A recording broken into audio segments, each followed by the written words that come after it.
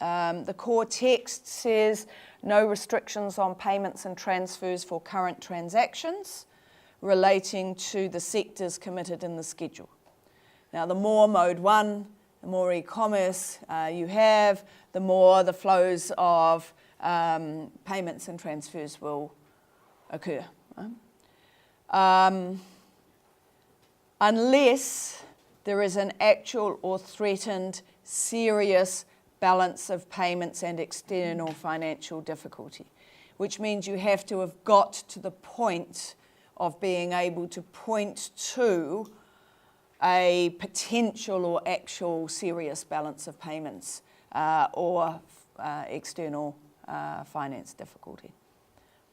There is some flexibility for developing countries to be able to ensure that they're maintaining higher levels of reserves, and in doing so to give priority to certain sectors if they're going to restrict those payments.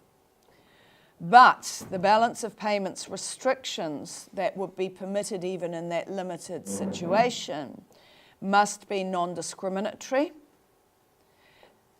That is, that they must apply to your domestic actors as much as to the foreign service suppliers and their services. And what we've seen in the financial crisis or the use of capital controls, for example, Korea differentiates between South Korea, the restrictions it imposes on foreign as opposed to domestic.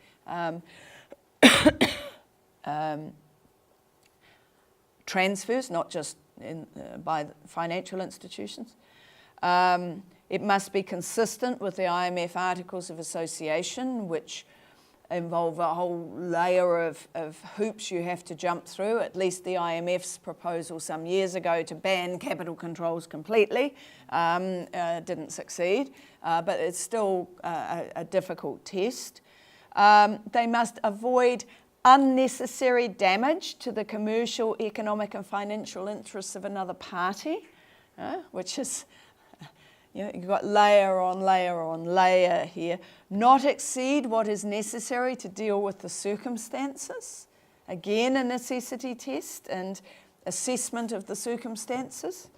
And be temporary and phased out. So precautionary measures, given we know how problematic the hot money flows are and so on, especially with more Mode 1 and with the new financial services rules that we have. So you can't just put these big precautionary measures in there. And the TISA committee would maintain oversight of these measures. Now, I have a big research project at present, and one of the case studies is to look at removing how have countries adopt capital controls that are in conflict with these provisions. What room is there, what problems are there, and what needs to change? And what are countries who are faced with that conflict actually now doing?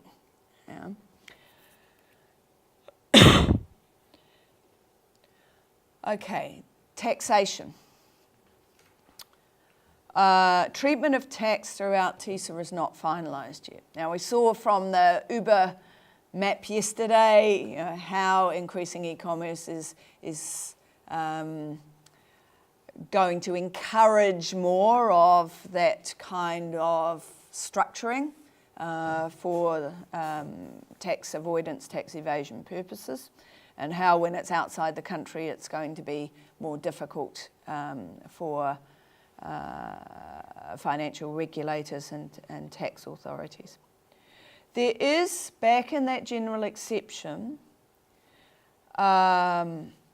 a provision that allows a party to breach national treatment, non-discrimination rules, to ensure equitable or effective imposition or collection of direct taxes.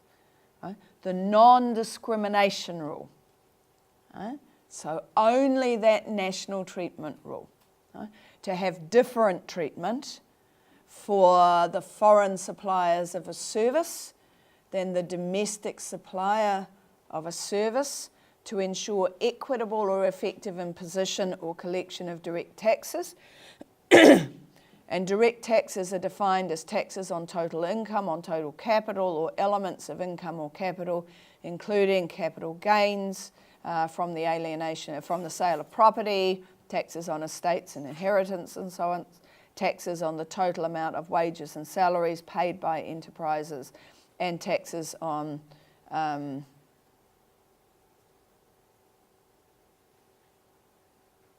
general capital appreciation. We had capital gains on property in that earlier part. Now that doesn't of course include things like VAT, which raises really significant issues, as we saw yesterday with the growth of e-commerce. However, What is VAT? oh, GST, VAT, indirect taxation, Value-added tax. value-added tax, sales taxes and so on. Goods and services tax. That's an Norwegian word. Okay. And there is a proposal, which is unnamed yet, where differential treatment results from a double tax treaty. However, it is if they are not arbitrary or unjustifiable discrimination. Right? So you can have discrimination in terms of the national treatment rule, but it has to be not arbitrary or unjustifiable discrimination or a disguised way of putting barriers in the place of the foreign providers, including financial services providers. Now that has not been finalised, and we don't know quite how that's going to turn out, but the problem is that the caveat, the proviso there makes it really unreliable, because unjustifiable discrimination, when you have discrimination, is an issue, but also it only applies to the national treatment rule. Right? So it doesn't apply to other rules in the e-commerce annex and so on. But there are some proposals in the e-commerce annex. The e-commerce chapter, as we've seen, aims to prohibit customs duties on electronic commerce, although the scope of that is not agreed.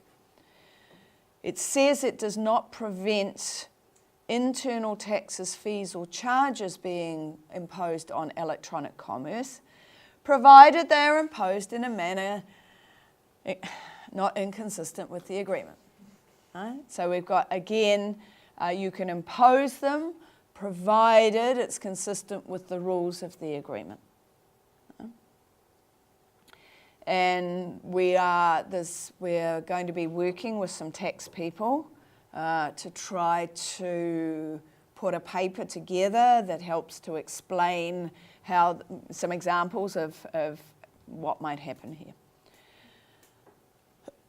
That could include,